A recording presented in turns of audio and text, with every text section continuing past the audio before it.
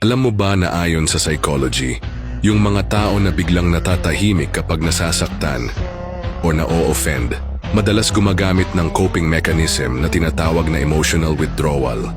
Pero bago ang lahat, comment emotional if na-experience mo na to. Hindi ibig sabihin na wala silang sasabihin.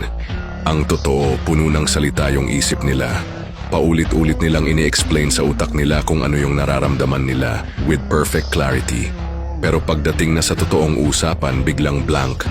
Kaya they just stay silent. Ito yung tinatawag sa psychology na internalized emotional regulation. Yung sanay kang i-handle ang pain ng mag-isa. Tahimik lang. Kahit kapalit nun ay mas mahirap magkaroon ng malalim na connection sa iba. Over time, nagiging habit na siya. Minsan maiingay sila, minsan funny at sarcastic. Pero kadalasan, tahimik lang.